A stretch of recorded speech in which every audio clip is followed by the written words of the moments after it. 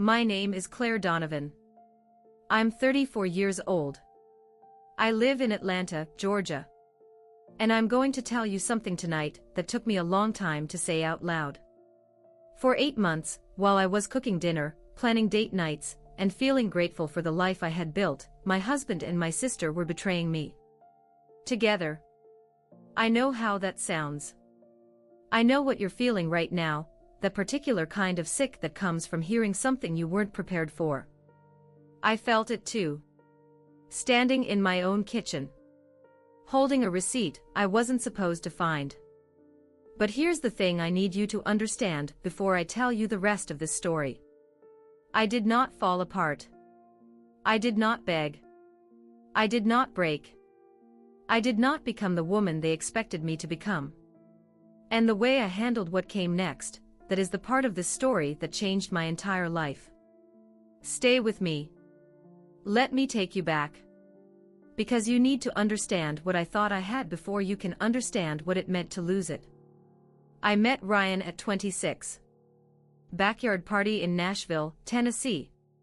He was standing by the grill, laughing at something, and when he turned around and caught me looking, he smiled like he'd been expecting me.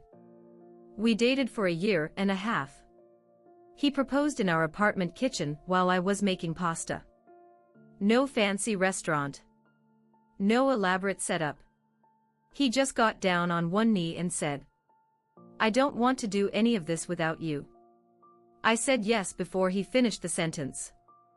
We got married on a Saturday in May. Small ceremony. My parents' backyard in Franklin, Tennessee. 60 people. String lights in the oak trees. My grandmother's sweet tea recipe. My sister Maya standing next to me as my maid of honor, crying before I even started crying. Maya was 28 to my 31. She was the kind of woman who lit up every room, quick with a joke, quick with a hug, the person who remembered everyone's birthday, and always showed up with exactly the right thing. She was not just my sister. She was my best friend.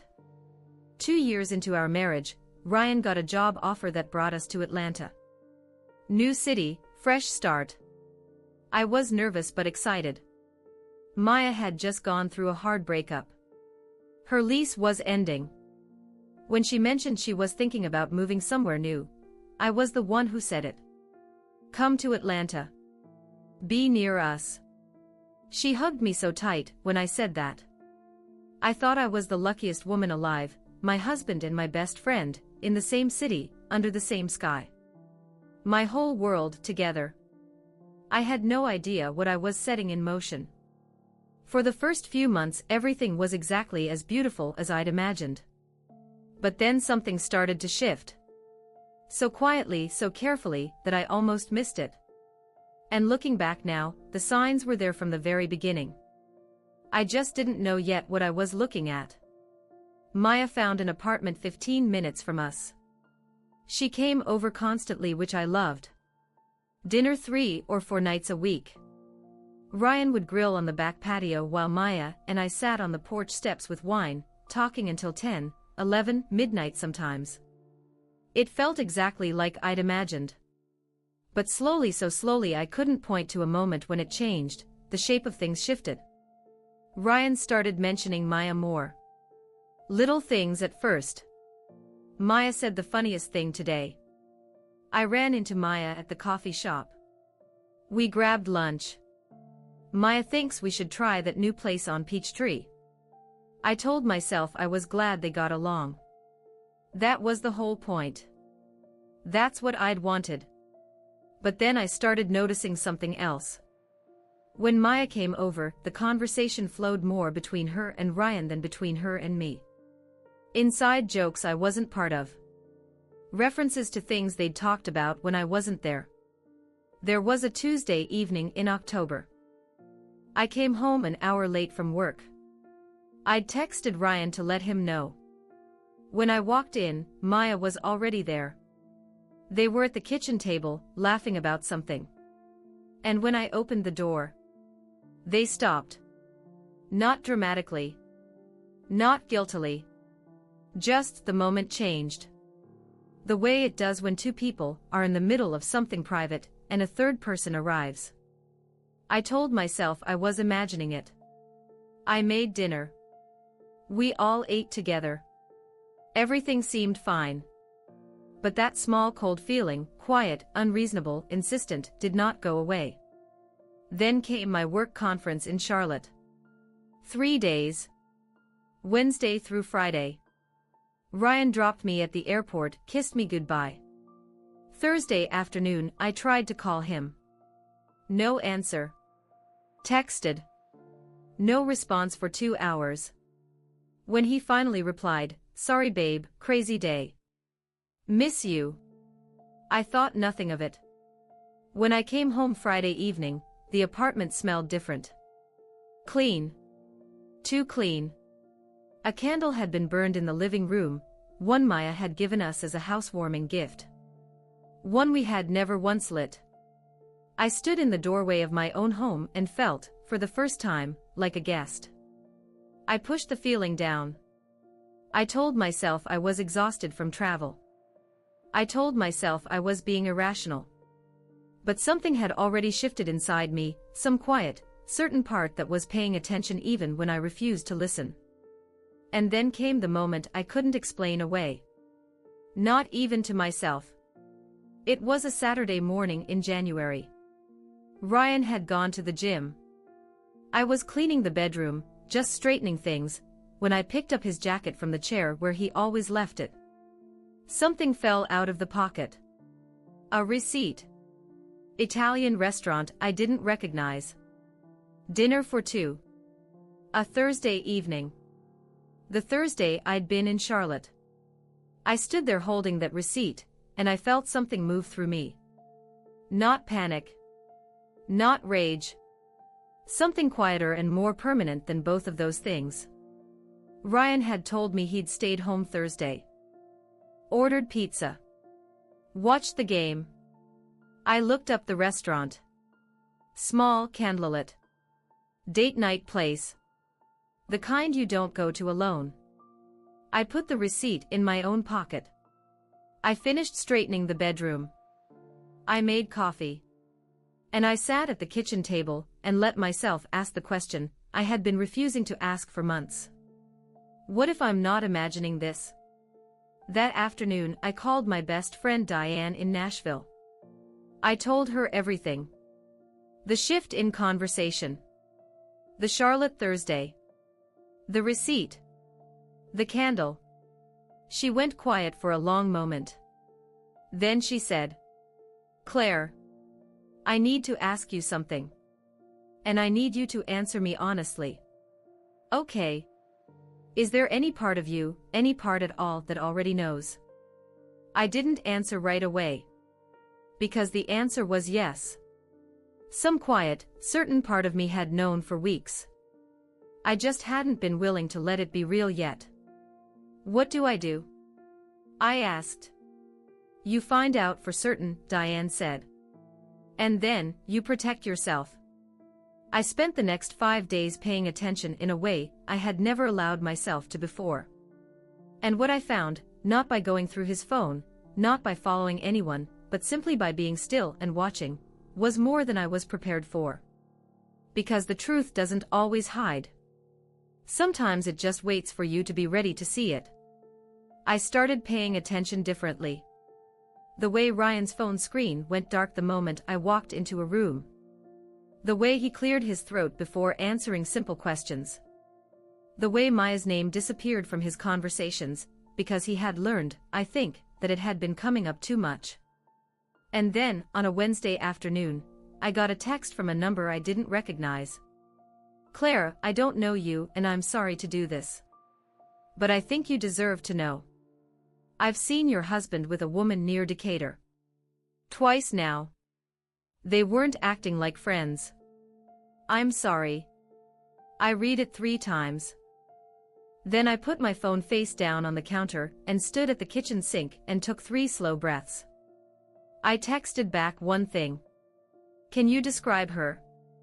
The reply came in under a minute. "Long dark hair. Tall. Laughs loud. Big silver hoop earrings.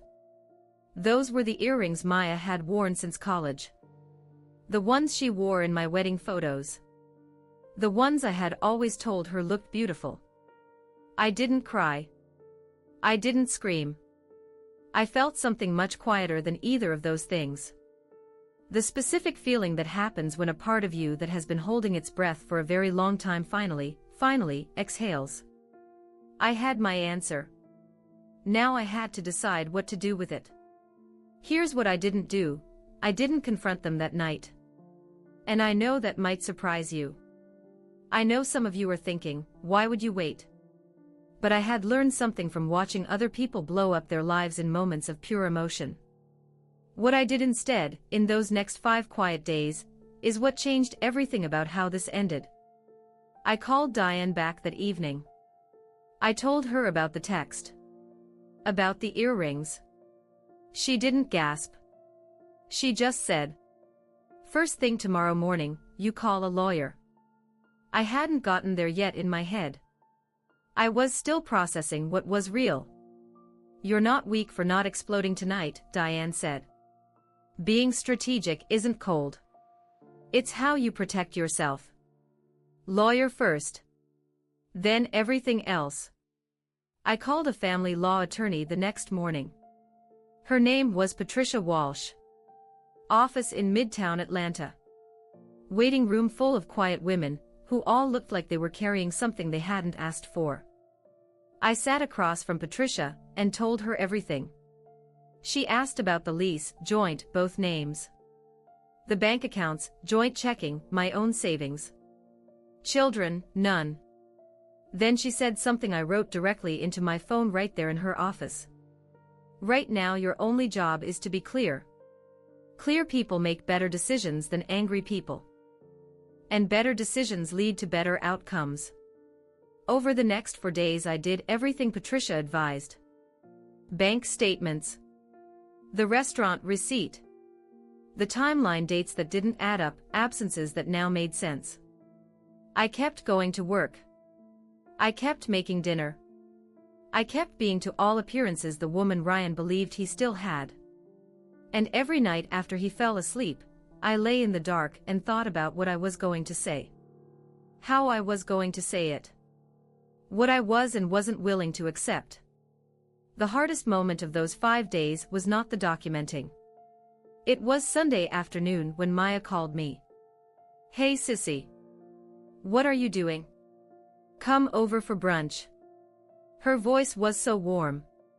So perfectly, completely ordinary. "I can't today," I said. "I have things to take care of. Next weekend then." "I miss you, Claire." "Yeah," I said. "Me too." After I hung up I sat on the edge of the bed and thought about the girl who had held my hand her entire life. The girl I had walked to school. Helped move into her first apartment. Stood next to it every hard moment. And I let myself cry, really cry, for as long as I needed to. Then I washed my face. And went back to the kitchen table. And kept working. Because that's what you do when you're building something instead of just breaking down. On the 6th evening, I was ready. I asked Diane to stay on the phone, not to speak, just to be there. I made sure Ryan would be home. And I sat down at our kitchen table one last time as his wife. What happened in the next hour told me everything I needed to know, not just about him, but about exactly who I was. Ryan came home at 6:30. I was at the kitchen table. No dinner on the stove. No TV.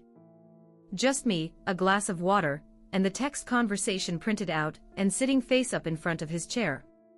He walked in, set down his bag, smiled at me. "Hey babe, what's for?" He saw my face. He stopped walking. "Sit down, Ryan." He sat. He looked at the paper. He looked at me. And then I watched it happen. His face moved through 4 expressions in about 3 seconds. Confusion. Recognition. Calculation. And then a careful, practiced blankness. "Who sent you this?" he asked. "Not I'm sorry." Not let me explain. Not I never wanted to hurt you. Who sent you this? Something inside me, the last small stubborn place that had still been hoping for an explanation, went completely, permanently still. I kept my voice level. The way you speak when the decision is already made and the conversation is just the last necessary step. That's your question. After 3 years after everything, that's the first thing you say to me. He looked down at the table. I'm going to ask you one thing, I said. One question. And I need you to look at me when you answer. He looked up. How long, Ryan? He was quiet for almost a full minute. I counted. While I was inviting Maya to move to our city. While I was making dinner for the 3 of us. While I was sitting on the porch steps with her, thinking I was the luckiest woman alive. I stood up. I've already spoken to an attorney. I'll be handling everything from here. I need you to pack a bag and stay somewhere else tonight. He started to speak. I held up one hand. We can discuss logistics later. Right now I need you to go. He looked at me for a long moment. And then quietly, without another word, he went. The next morning my sister came. She stood at my door with red eyes and shaking hands, and she started with, I'm so sorry. And there was a part of me, the part that had protected her my whole life, that wanted to let her in. But I had something to say first. And what I said in those 2 minutes at my front door set the boundary that gave me my life back. Maya knocked at 9 in the morning. I opened the door before she could finish knocking. She looked terrible. Eyes swollen. No makeup. She was wearing the old gray sweatshirt she always put on when something was wrong, the one she'd had since college. The one I had borrowed 100 times. Claire, she started. I spoke first. I'm not going to ask you why, I said. I already know why. You were lonely and he was kind, and one thing led to another, and now here we are. She blinked. What I want you to understand, I said, is what you actually did. You didn't just have an affair with my husband. You came into my home. You sat at my kitchen table. You held my hand and told me I was imagining things. You used my trust, the trust one gave you because I loved you, to get close to him. Her chin was trembling. I'm not going to scream at you, I said. I'm not going to beg you to explain. I'm just going to tell you one thing clearly, so there's no confusion. I looked at her directly. I don't have a sister right now. Maybe someday I will again. But right now I need you to go. And I need you to not contact me until I reach out first.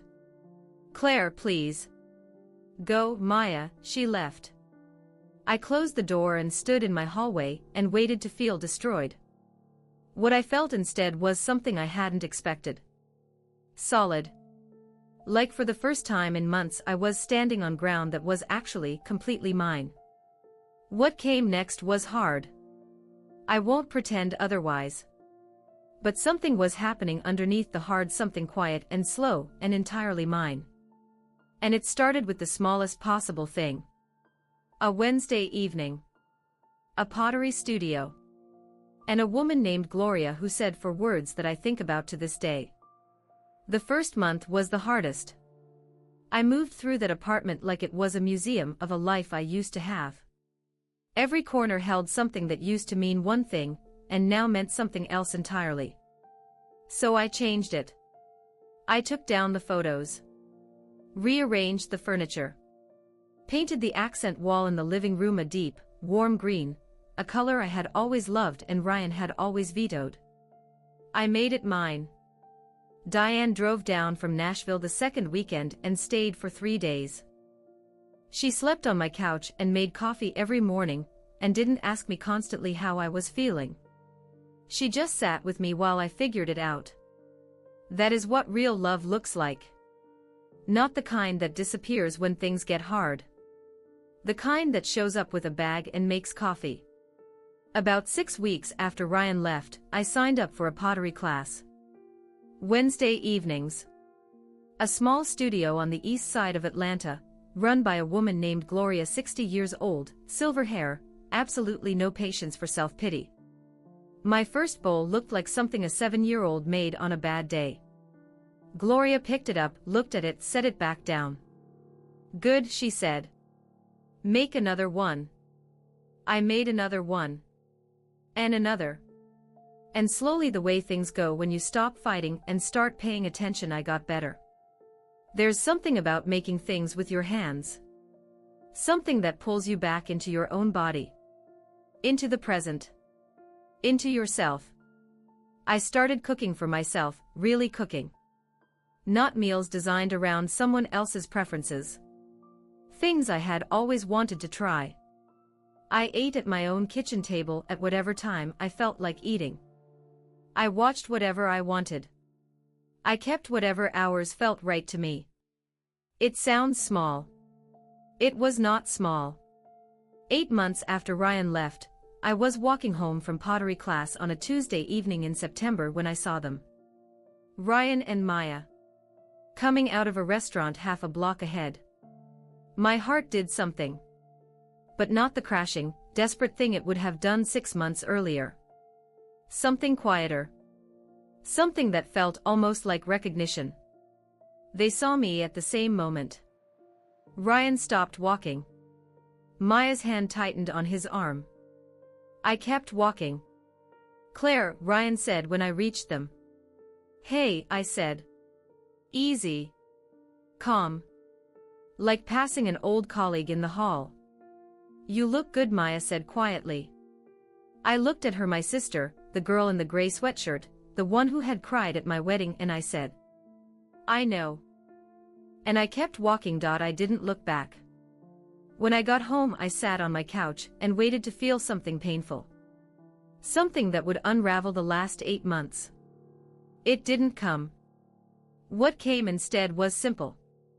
Relief. The next Wednesday at pottery class, Gloria came and stood beside me while I worked on a new piece, a tall vase, more ambitious than anything I'd tried before. She watched me for a moment. Then she said, "You've changed." "In a good way?" I asked. She smiled. "You're not fighting the clay anymore. You're working with it." I thought about that on the walk home. About how long I had spent fighting things. The fear. The grief. The anger. The silence of a life I had to rebuild from the ground up. And how at some point, quietly, without announcement, without a single dramatic moment, I had stopped fighting. And started building. To everyone listening tonight. If you are in the middle of something that feels unsurvivable. If you are sitting in a house full of memories that hurt. If the two people you trusted most in the world just showed you exactly who they are.